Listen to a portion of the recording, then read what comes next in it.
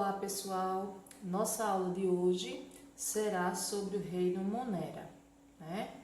Reino Monera que é formado pelas bactérias e pelas algas, cianobactérias, certo? O que a gente precisa saber sobre o reino Monera? O reino Monera, né, foi classificado por Robert Whittaker em 1969, certo? E aí ele foi classificado em bactérias, cianobactérias e árqueas.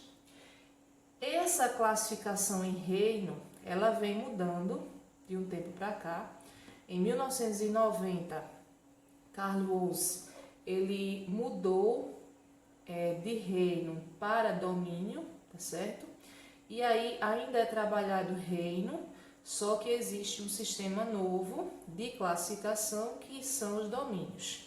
Aí os domínios ficaram organizados da seguinte maneira: domínio das bactérias, árqueas e domínio eucária.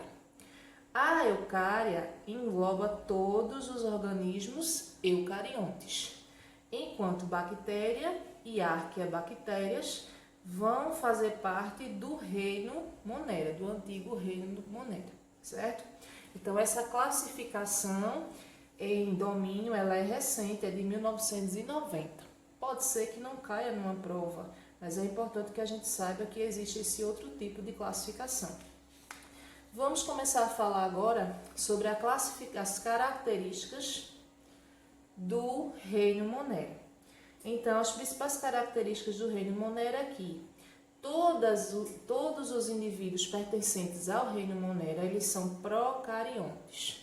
É importante que vocês saibam do seguinte: vírus não tem célula, é um ser acelular, mas procarionte vão ser somente as bactérias. Então, se aparecerem fungos, se aparecerem protistas, se aparecerem plantas, animais, todos eles serão eucariontes. Os únicos seres procariontes serão as bactérias. As bactérias, elas vão ter membrana plasmática, tá certo? Que vai estar mais internamente, membrana plasmática, e mais externamente, elas vão possuir parede celular. Essa parede celular é formada por uma substância chamada mureína. Então, todos os seres do reino Monera são procariontes e possuem parede celular. Mais para frente a gente vai falar um pouquinho sobre a espessura da parede celular, quando nós formos falar sobre bactérias gram-positivas e gram-negativas. Depois dessa característica deles serem seres procariontes, nós vamos perceber que são seres unicelulares, né? Unicelular, todo mundo sabe que é formado por uma única célula. Esses seres, essas bactérias, ou arqueobactérias, ou cianobactérias, são unicelulares. Alguns vivem isolados e alguns vivem em colônias. Quanto ao processo metabólico, quanto ao seu metabolismo, eles podem ser aeróbicos. A gente muitas vezes confunde aeróbico com anaeróbico. O que vem a ser aeróbico? Aeróbicos são aqueles seres, são aquelas bactérias no caso, que vão sobreviver com a presença do gás oxigênio. Os anaeróbicos são aqueles que não vão poder ter oxigênio próximo a eles, ou se tiver oxigênio, eles morrem. Sem oxigênio, anaeróbico. Com oxigênio, aeróbico. E tem, com relação à alimentação, eles vão ser autotróficos ou heterotróficos, certo? Quando a gente fala um pouquinho sobre a questão da célula das bactérias, a gente vai poder perceber, como eu falei para vocês, que elas vão possuir uma parede celular formada por mureína, mas internamente uma membrana plasmática. Seu material genético vai ser DNA, certo? do RNA. E é interessante a gente saber de uma coisa, que as únicas organelas, ou a única organela citoplasmática das bactérias são os ribossomos, certo? As bactérias, elas vão possuir muitas vezes a forma de cápsula, como essa que a gente tem aqui. Ela tem lá o seu citoplasma e vai ter estruturas rígidas para a sua sustentação, que vão ser chamadas de pile. Aqui dentro do citoplasma, a gente vai ter estruturas conhecidas como plasmídio. Os plasmídios são pedaços de material genético. Esses plasmídios, eles vão possibilitar às bactérias uma capacidade de resistência maior aos antibióticos. Por que a gente está falando em antibiótico? Porque os antibióticos são as drogas que matam as bactérias. Então, mais para frente, a gente vai falar um pouquinho só sobre antibióticos, certo? Essa é a estrutura de uma célula bacteriana, lembrando que ela é procarionte, né? O material genético aqui, ó, tá todo solto no citoplasma. Continuando, a gente vai ver agora, falar um pouquinho sobre o metabolismo. Eu sei que a imagem tá bem pequenininha, tá certo? Mas eu vou explicar para vocês, dá pra gente visualizar esses tubos de ensaio aqui. Então, eu vou explicar para vocês o que é que significa cada um. Então, aqui, nesse primeiro tubo de ensaio, nós temos bactérias consideradas aeróbicas, obrigatórias. Ó, aeróbicas. Nós vimos que são as bactérias que precisam do gás oxigênio para poder sobreviver.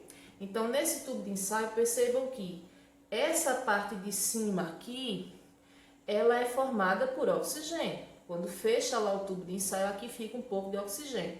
Percebam que essas bactérias, elas se formaram na parte superior pela necessidade de oxigênio que elas têm. Então, bactérias aeróbicas obrigatórias vão ser aquelas que vão ter a necessidade do oxigênio para poder sobreviver, para poder crescer, tá certo? Vamos para o segundo tipo, que são as bactérias anaeróbicas ou anaeróbicos facultativos. Percebam que aqui a gente tanto tem o crescimento de bactérias em cima, na parte de cima, quanto na parte de baixo, né, em todo o contorno do tubo de ensaio. Isso aí, o que é que vai observar? O crescimento é melhor onde existe o oxigênio, certo? Mas elas também podem crescer no restante do tubo de ensaio. Então, elas são facultativas porque pode ser que tenha oxigênio, pode ser que não tenha oxigênio, certo? Vamos para as bactérias anaeróbicas obrigatórias. Então, se é anaeróbica obrigatória, não pode haver a presença de oxigênio. Corta aqui e destrói o oxigênio. O que a gente percebe aqui, ó? A parte de cima é onde existe oxigênio. Elas cresceram onde? Longe do oxigênio. Então, são anaeróbicas obrigatórias, porque o crescimento ocorre somente onde não há oxigênio. Próximo tipo, anaeróbicas aerotolerantes. E aí, o que é que vai acontecer? Essas bactérias têm um crescimento igual, tanto na presença do oxigênio, como na ausência do oxigênio, certo? Elas não vão precisar tanto do oxigênio para poder crescer. E por último, nós temos os microaerófilos, ou microaerófilos. O crescimento vai ser num local onde se tem uma baixa concentração de oxigênio misturado, tá certo? É bem interessante esse aqui. Percebam que nem é na presença de oxigênio, nem é na ausência do oxigênio, fica ali no meio termo. Continuando, a gente vai falar ainda sobre metabolismo, vamos falar sobre, no caso, as bactérias que são heterotróficas ou heterótrofas. Elas vão produzir seu alimento através do processo conhecido como fermentação. A quebra da glicose vai ocorrer sem a presença do oxigênio, portanto, elas são anaeróbicas. Um exemplo que a gente vai ter desse tipo de bactéria anaeróbica heterotrófica vão ser as bactérias que estão presentes no iogurte, principalmente os lactobacilos, né? Quando a gente vê os comerciais de alguns iogurtes falando lá, lactobacilos vivos, encontrados onde? No iogurte. A gente vai poder perceber que as bactérias não são como os vírus. Existem as bactérias parasitas, mas existem as bactérias que auxiliam o ser humano e outros seres à sua sobrevivência, certo? Então, nesse caso aqui, é um processo em que as bactérias ajudam os seres humanos, né? No processo de fabricação de iogurte, no processo de fabricação do queijo, tá certo? No processo de fabricação da manteiga. O processo chamado de fermentação vai ser o quê?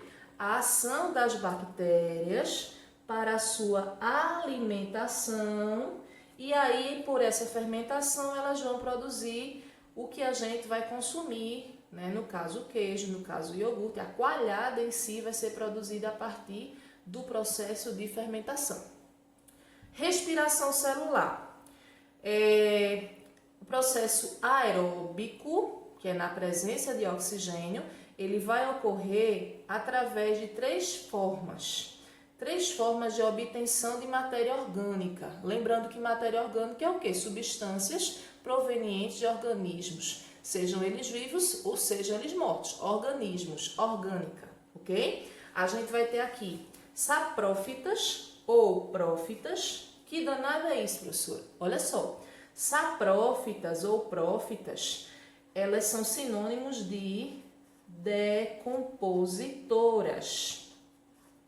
Então, a gente vai ter esses três nomes que vai estar se tratando dos mesmos tipos de bactérias.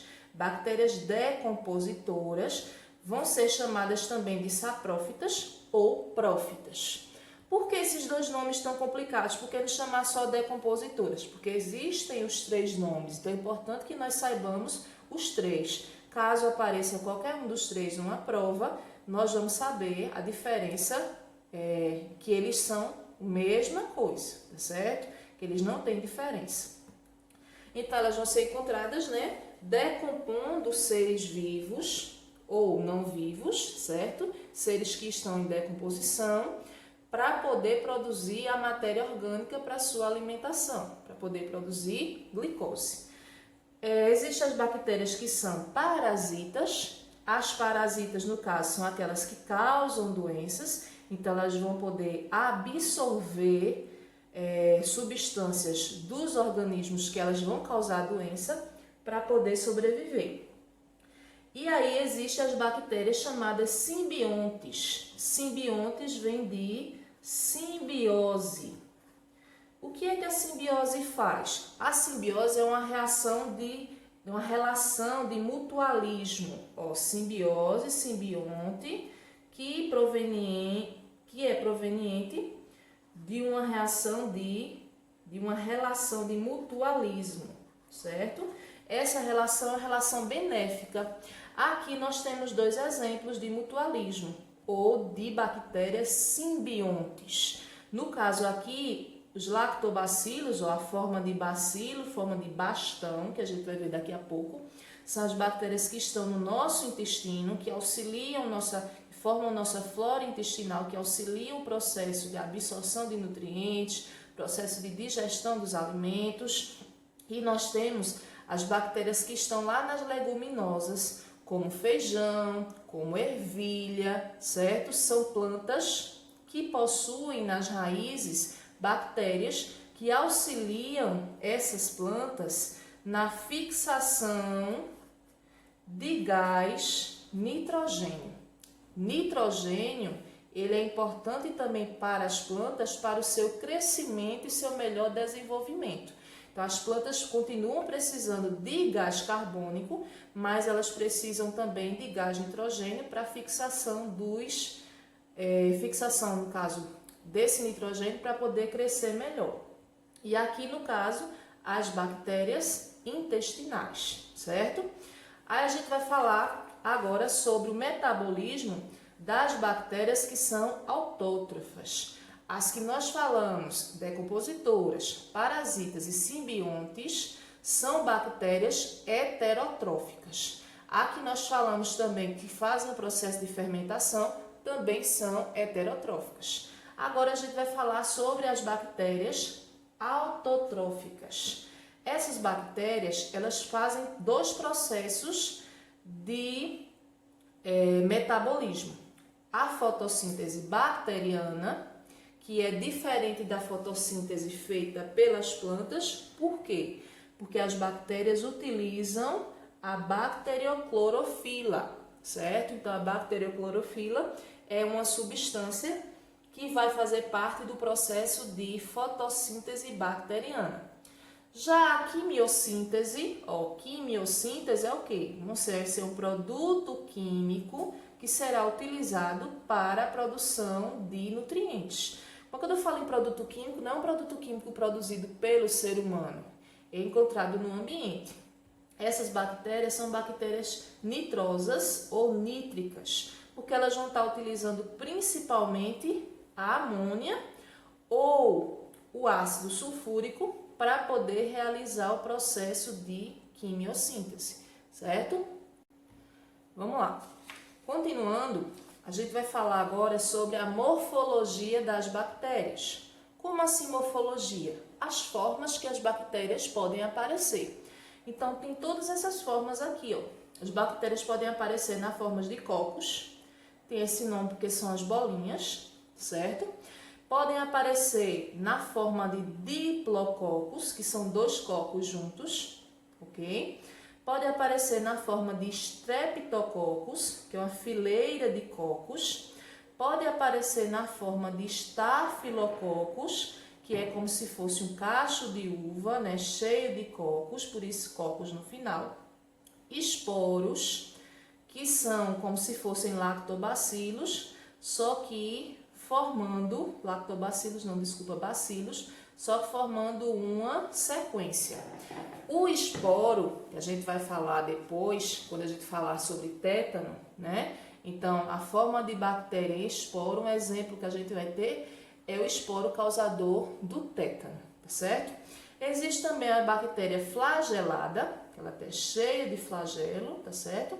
Esses flagelos tanto vão servir para a sua locomoção, como vão servir também para a sua junção na célula. A gente tem os vibriões, que tem uma formazinha de vírgula. Lembrando que nos vibriões a gente tem como exemplo o vibrião que causa a cólera, o Vibrio cholerae. Temos aqui os bacilos, que eu já falei bastante, né? Que vão ser encontrados, exemplo de bacilos lá no leite, os lactobacilos, que auxiliam formam a nossa flora intestinal.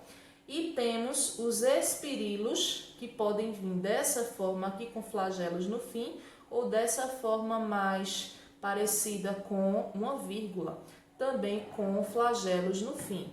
Lembrando que os flagelos, né, recebem esse nome porque auxiliam no processo de locomoção. Nunca confunda flagelos com rabos, não chamem de rabinhos, não chamem.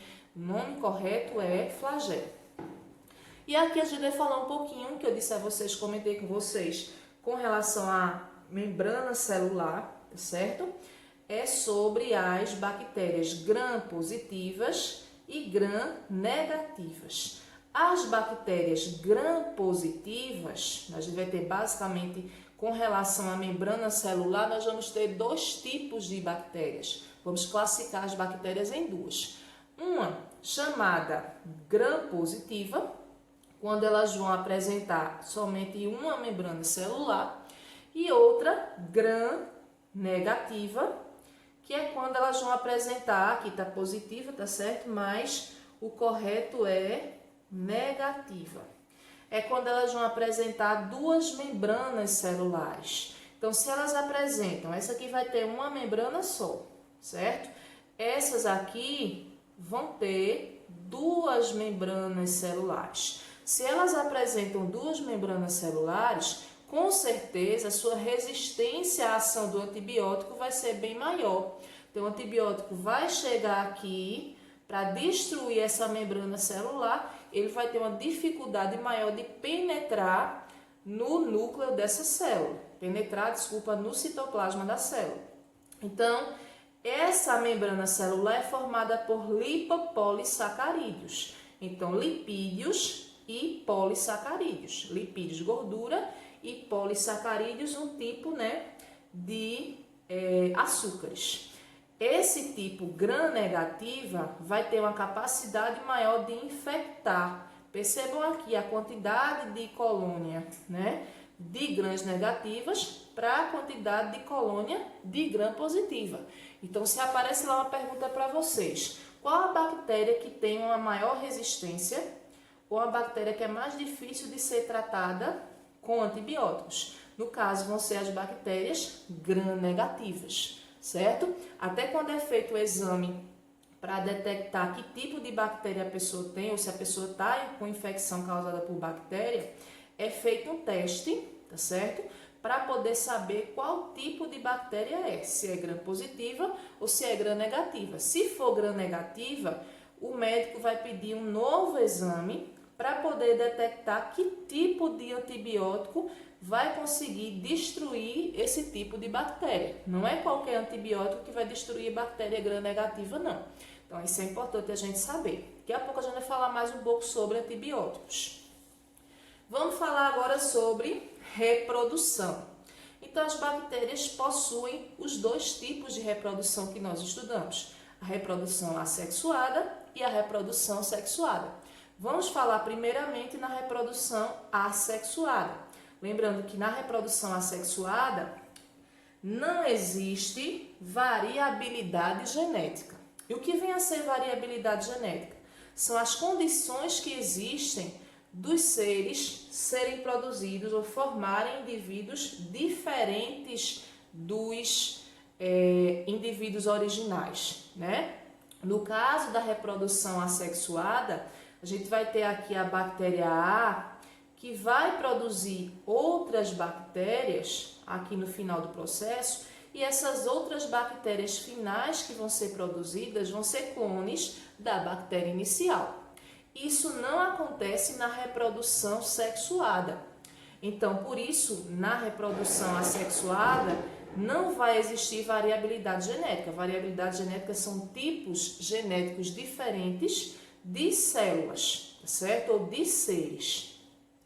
Aí, a reprodução assexuada das bactérias pode ser chamada de fissão binária, ou cisciparidade, ou bipartição. São esses três nomes, mas que é um tipo só de reprodução. Então, nós temos aqui, ó, uma célula, uma bactéria, né, com a sua célula. O seu material genético começa a se dividir. Essa célula vai se dividindo em duas e forma duas novas bactérias. Lembrando que essas duas novas bactérias são iguais à bactéria inicial, a bactéria mãe, vamos dizer assim, certo? Então, essa reprodução por bipartição, duas, partição, certo? Ou fissão binária ou cisciparidade. Memorizem esses nomes por quê? Porque nós vamos estudar outros seres vivos que também vão ter esses tipos, esses nomes na reprodução. E aí pode aparecer uma questão lá que fale sobre qualquer ser vivo e diga o tipo de reprodução por bipartição, e você tem que saber, você tem que lembrar que a reprodução era das bactérias, por exemplo. Vamos para a reprodução sexuada. Como eu estava falando antes, a questão da variabilidade genética, na reprodução sexuada a gente vai ter como um dos tipos a conjugação. Conjugação vai ser o quê? Eu tenho uma bactéria considerada masculina, elas não têm sexo, tá certo? Mas aqui a gente coloca como se fosse uma bactéria masculina que possui plasmídio nela. O plasmídio é o quê? Pedaços de material genético, lá que a gente já falou lá no início. E temos a bactéria feminina, tá certo? E elas são duas bactérias diferentes. O que é que vai acontecer? Conjugação, elas vão se juntar a sua parede celular e compartilhar plasmídio. Esse compartilhamento de plasmídio vai formar duas novas bactérias com material genético dos dois indivíduos aqui acima. Então, o que é que a gente vai observar? Aqui formou-se um pelo sexual ou uma ponte citoplasmática. Essa ponte possibilitou a troca de parte do material genético, que é o plasmídio. Formou, então, uma bactéria completamente diferente da bactéria anterior, por isso, reprodução sexuada. E por isso, vai haver nesse processo de reprodução sexuada a variabilidade genética. Eu tenho uma bactéria aqui completamente diferente da bactéria que eu tinha antes. Completamente diferente da bactéria mãe, vamos dizer assim, tá certo? Outro tipo de reprodução sexuada é a chamada transformação. O que é que vai acontecer? Como as bactérias não possuem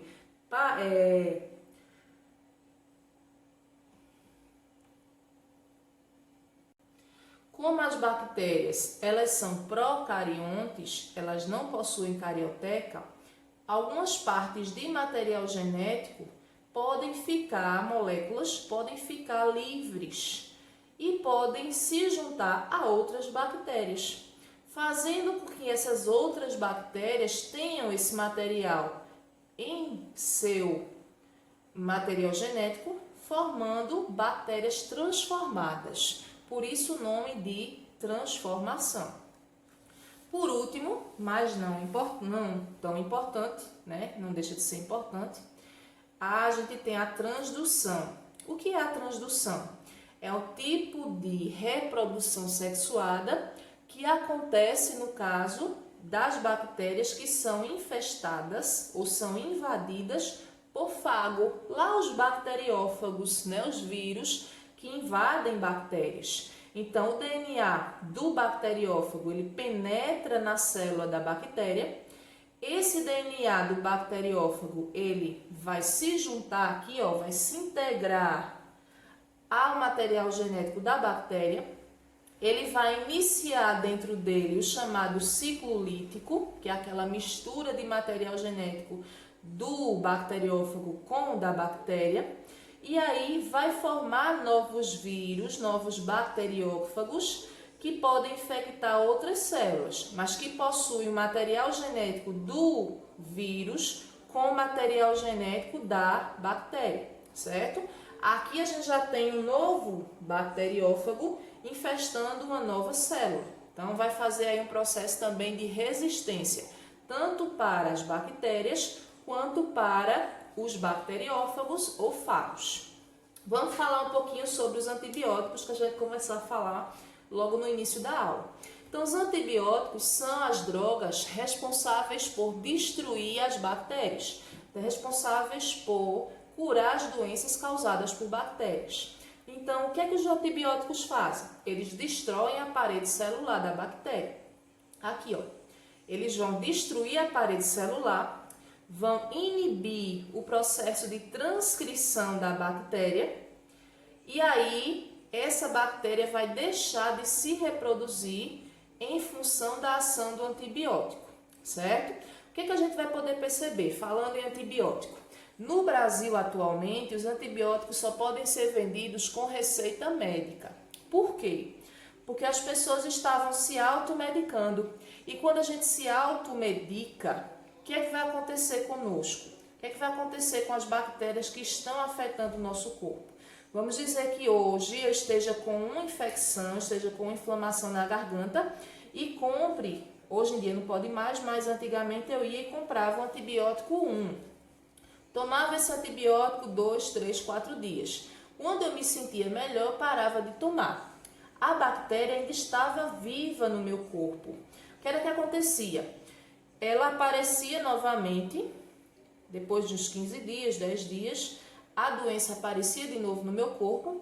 Se por acaso eu fosse comprar novamente o antibiótico 1, ele não iria funcionar mais no meu corpo. E o que era que iria acontecer com isso? Eu iria comprar um novo antibiótico, antibiótico 2, aí ele não ia funcionar. Eu comprava um antibiótico 3, aí ele não ia funcionar. O que era que ia acontecer? as bactérias começaram a se tornar resistentes à grande maioria dos antibióticos que a gente utiliza, o que a gente utilizava. Então, hoje em dia, os antibióticos só são vendidos por receita médica por esse motivo, porque aí as bactérias não tornam-se mais tão resistentes como eram ou como estão, né? É uma tentativa aí da saúde brasileira, né, do Ministério da Saúde, de tentar reverter esse processo que estava acontecendo com as bactérias cada vez mais resistentes à ação dos antibióticos. Agora a gente vai falar sobre as bonitinhas do pedaço, né? Que são as chamadas cianobactérias. As cianobactérias são o quê? Elas são chamadas também, antigamente eram mais chamadas de algas azuis, né? Mas elas saíram do grupo dos protozoa ou dos protistas e estão dentro do grupo das bactérias, né? Dentro do reino Monera. Então, as cianobactérias têm como característica o quê? Elas são autótrofas, fotossintetizantes, então elas produzem seu próprio alimento através da fotossíntese. Elas são unicelulares, como todas as outras bactérias, podem viver de forma isolada ou em colônias. As colônias se reproduzem por fragmentação. O que é a reprodução por fragmentação? Tem uma bactéria aqui e essa bactéria, essa cianobactéria, ela sofre cortes, ela se parte, ó, fragmentou-se, se partiu. Nessa fragmentação, elas vão formar novas bactérias. Então, essa reprodução, né, reprodução por fragmentação, é uma reprodução assexuada que ocorre nas bactérias coloniais. Nas bactérias isoladas, ou cianobactérias, desculpa aí, gente, cianobactérias isoladas, a reprodução que acontece é a reprodução assexuada também, tá certo? Por um processo de divisão binária, cisciparidade ou fissão binária. Uma coisa importante que a gente deve saber sobre as cianobactérias é que elas ajudam bastante no processo de produção de oxigênio. Mas outra coisa importante que nós devemos saber é que são seres muito frágeis. Então, com o aquecimento global, o que está acontecendo? Essas bactérias, ou essas cianobactérias, elas estão morrendo. E isso vai fazer com que a quantidade desses seres diminua, consequentemente a quantidade de oxigênio no ar diminua para nós, né? As cianobactérias, elas fazem aí um papel muito importante para o planeta. Vamos falar sobre as arqueobactérias, né? As bactérias mais antigas, as bactérias arqueológicas, vamos dizer assim, vivem em locais extremos. Então a gente vai encontrar esse tipo de bactéria no Mar Morto, a gente vai encontrar a altas temperaturas, ou seja, em lavas vulcânicas, em vulcões, e elas vão estar isoladas, né? Isoladas do restante do mundo. Através dessas bactérias, os cientistas conseguiram entender melhor a origem da vida, né? Coacervados, depois dos coacervados, acredita-se que vieram essas bactérias. Essas bactérias possuem uma célula bem parecida com a célula dos eucariontes, tá certo? Então é bem interessante, essas bactérias são bem interessantes por esse motivo, né? São bactérias primitivas, mas que assemelham-se bastante a sua célula, a célula dos eucariontes. E aí a gente tem dois tipos de bactérias novas que fazem parte das eubactérias, tá certo? Mas que são a Rickettsia e o Mycoplasma. A Rickettsia, ela é um parasita intracelular obrigatório. Epa, eu já escutei esse nome, essa palavrinha, né, esses nomes em algum lugar. Você estudou nos vírus, parasita intracelular obrigatório. O que essas bactérias fazem? Elas podem causar tifo e a febre maculosa, que é a febre do carrapato. Elas vão estar dentro de carrapatos e de pulgas, transmitindo a doença. Aqui está a forma delas, tá certo? Forma de esporos. Elas vão estar transmitindo essa doença, ou os insetos, no caso, os artrópodes, vão estar transmitindo as bactérias para o sangue dos animais, como o cachorro, certo? Essas bactérias são bastante perigosas, porque em pouco tempo matam o animal. E no caso, as pulgas e os carrapatos vão servir como ectoparasitas, né? Aí, continuando, a gente tem o micoplasma.